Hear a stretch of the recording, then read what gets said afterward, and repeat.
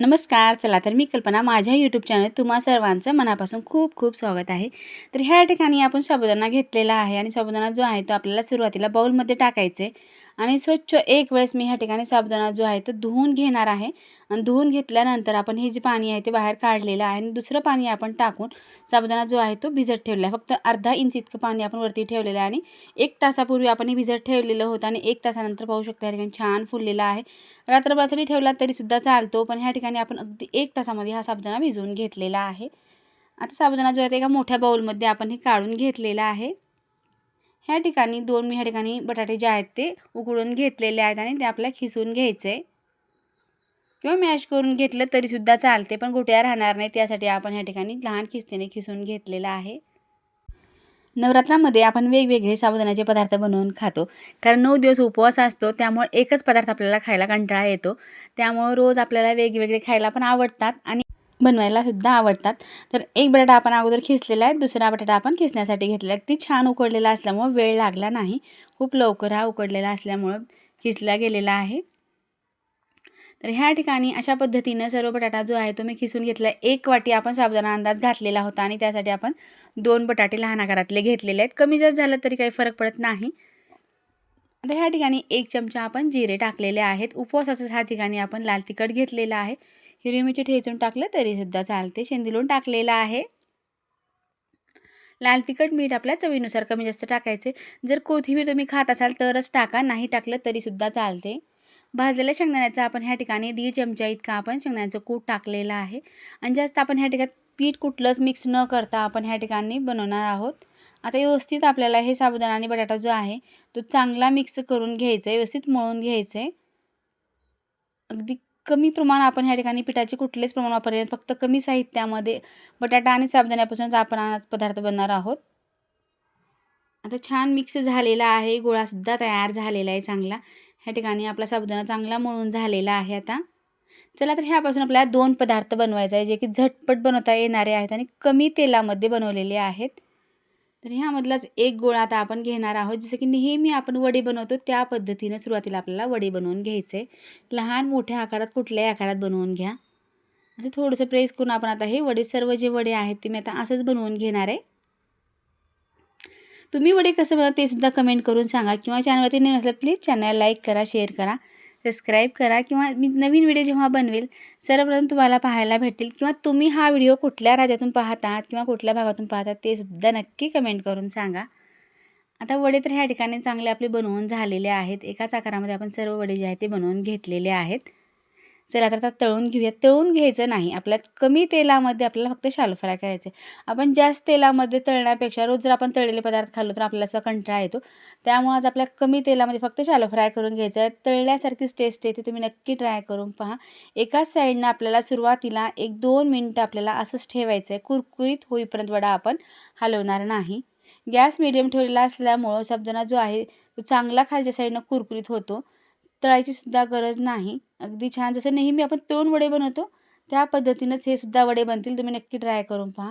आता एका साईडनं चांगले तळल्यासारखे वाटले आपल्याला, की आपल्याला ही दुसरी साईड जी आहे ती सुद्धा आपल्याला उलटून टाकायचे.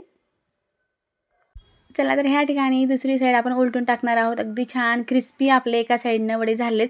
जर तुम्हाला वाटलं एका साईडनं आणखीन पण क्रिस्पी नाही झाले असे वाटलं तर तुम्ही 2 वेळेस आणखीन उलट-सुलट करून छान ह्याला क्रिस्पी करून घेऊ शकता. अगदी कमी तेलात आपण हे वडे शॅलो फ्राय करून घेणार आहोत. जास्त आपल्याला डीप फ्राय करायचं नाही. जर डीप फ्राय केलं तर खूप तेलकट होतात किंवा तेलकट नको असेल, टेस्टला तर खूप छान लागतील, पण असे जर तुम्ही रोज दुसरीसाठी जर तेलकट खाल्लात तर तुमची तब्येतसुद्धा बिघडण्याची शक्यता असते. त्यामुळे आपल्याला हे फक्त शॅलो फ्राय करून घ्यायचं आहे. थोडंसं आपण आता हे प्रेस करून घेतलेलं आहे, ज्यामुळे काय होतं वडे जे आहेत ते आणखीन पातळ होतात आणि कुरकुरीत होतात. त्यामुळे थोडंसं आपण झारानं प्रेस करून घेतलेलं आहे आणि छान आपले हे वडे जे आहेत ते अगदी छान क्रिस्पी आणि खमंग असे हे वडे बनवून तयार झालेले आहेत. सोबत तुम्ही ह्यासाठी कुठलीही चटणी बनवा. तर ह्या ठिकाणी मी दही घेतलेलं आहे सोबत. अगदी छान खमंग, क्रिस्पी, कुरकुरीत आपले असे हे वडे न तळता तयार झालेले आहेत. अगदी खाण्यासाठी आपले हा प्लेट तयार झालेली आहे. तुम्ही नक्की ट्राय करून पहा. आता वडा तर आपण पाहिलेला आहे. आता ह्यापासून आणखीन एक पदार्थ आपण बनवणार आहोत. थोडंसं ह्या ठिकाणी मी शिल्लक साबुदाणा ठेवलेला आहे. तुम्हाला आणखीन एक पदार्थ दाखवेन, की तुम्ही झटपट असे सुद्धा बनवलं तर पोटभरीचा नाश्ताही होईल आणि कमी वेळ लागेल. तर ह्या ठिकाणी असा एखादा कॉटनचा रुमाल घ्यायचा आहे रुमाल जो आहे तो स्वच्छ धुवून घेतलेला आहे आणि ओला घ्यायचा आहे आणि पोळपाटावरती असं आपण टाकून जे बॅटर आपण आता साबुदाणा आणि बटाटे तयार केलेलं होतं त्यामधलंच काही मी ह्या ठिकाणी शिल्लक ठेवलेलं आहे. तर ह्या ठिकाणी अशा पद्धतीने थोडं थोडं साबुदाण्याचा गोळा घ्यायचा आहे आणि आपल्याला पाणी लावून थोडंसं त्याला प्रेस करून घेणार आहोत. जसं की नेहमी आपण साबुदाण्याचे थालीपीठ बनवतो, पण ते आपण पीठ मिक्स करून किंवा कुठल्या तरी मिश्रणापासून किंवा प्रीमिक्सपासून बनवतो. पण आज आपण फक्त आलू आणि बटाट्यापासून आपण थालीपीठ बनवणार आहोत. एकदम मोठ्या आकाराचा गोळा आपण ह्या ठिकाणी घेतलेला नाही. अर्धा गोळा घेतला होता आणि प्रेस करत करत असं मोठ्या साईजमध्ये करत करत जे की क्रॅक पडतात साबुदाणा आणि बटाटा असल्यामुळं आपण कुठलंही यात पीठ टाकलेलं नाही, राजगिरा किंवा आपण बघरीचं पीठ टाकलेलं नाही किंवा कुठलेच मिश्रण नाही, प्रीमिक्स नाही. त्यामुळे आपण ह्या ठिकाणी मोडू शकतो किंवा क्रॅक पडू शकतात. त्यामुळे आपल्याला असं करत करत आपल्याला हा थालीपीठ जे आहे ते मोठं करायचं आहे. अगदी छान गोल आकारामध्ये थालीपीठ जे आहे ते छान असं आपण थापून घेतलेलं आहे आणि जे रुमालावरती टाकतो त्यामुळे टाकताना सुद्धा बिलकुल मोडणार नाही किंवा उचलताना सुद्धा मोडणार नाही. पाहू शकता या ठिकाणी अगदी छान मोठं थालीपीठ बनवून तयार झालेलं आहे. परफेक्ट थालीपीठ बनवून तयार होतात आणि कमी वेळामध्ये तुम्ही असे थालीपीठ एक टाईम नवरात्रामध्ये 9 दिवस बनवून खाऊ शकता. बिलकुल तेलाचा वापर नाही, तेलकट नाही. कमी साहित्यामध्ये कमी वेळामध्ये झटपट आपण हे बनवू शकतो. आजचे दोन्ही पदार्थ आपण कमी तेलामध्ये बनवलेले आहेत. उपवास म्हणलं की तेलकट पदार्थाचा वापर तर होतोच, त्यामुळे आज आपण कमी तेलात कसं तयार करायचं हे बनवलेलं आहे. तर ह्या ठिकाणी थालीपीठ तर छान बनवून झालेलं आहे. गॅसवरती पॅन ठेवलेलं आहे. आता रुमालाने आपण उलटं टाकलेलं आहे. पाहू शकता या ठिकाणी बिलकुल साबुदाणा जो आहे तो रुमालाला चिकटत नाही. अख्खा थालीपीठ ह्या ठिकाणी निघालेला आहे. बिलकुल थालीपीठ मोडत नाहीत. थोडंसं आपल्याला 1-2 थेंब इतकं आपण तेल टाकलेलं आहे. नाही टाकलं तरीसुद्धा छान उठतात, कारण नॉनस्टिकच्या पॅनला आपल्याला तेल लावायची गरज नाही. साध्या तव्यावर टाकलात तर थोडंसं तेल टाकावं लागेल. फक्त क्रिस्पी होण्यासाठी आपण थोडंसं तेल टाकलेलं आहे. 1-2 मिनटाकरता झाकण ठेवायचं आहे. एका साईडनं आपलं थालीपीठ जे आहे ते चांगलं शिजलेलं आहे. आणखी थोडंसं मला कच्चं वाटत आहे, त्यामुळे आणखीन 2 मिनिट ठेवलेलं आहे. थोडंसं असं हलवून घ्यायचं आहे, जे की मोडणार नाही. तर एका साईडनं चांगलं बनलेलं आहे. दुसरी साईड आपण आता उलटून टाकणार आहोत.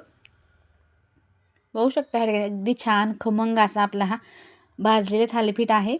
जर तुम्हाला ह्यापेक्षा कमी भाजायचं असेल तर कमी भाजलं तरीसुद्धा चालते, पण कुरकुरी पदार्थ कोणाला आवडत नाही, सर्वांनाच आवडतात. चला तर ह्या साईडनं सुद्धा आपण 2 मिनिटाकरता कुरकुरीत बनवून घेतलेला आहे आणि खाण्यासाठी आपलं हे थालीपीठ बनवून तयार झालेलं आहे. झटपट कमी साहित्यात कमी वेळामध्ये दोन्ही पदार्थ आपले तयार झालेले आहेत. तुम्हाला हे दोन्ही पदार्थ कसे वाटले नक्की कमेंट करून सांगा. थोडाही व्हिडिओ आवडला प्लीज लाईक करा, शेअर करा. दह्यासोबत खाण्यासाठी थालीपीठ तयार आहे. मी टेस्ट करून पाहते, तुम्हीसुद्धा बनवून टेस्ट करून पहा. व्हिडिओ पाहिल्याबद्दल धन्यवाद. पुन्हा भेटूया अशाच एका नवीन रेसिपीसोबत.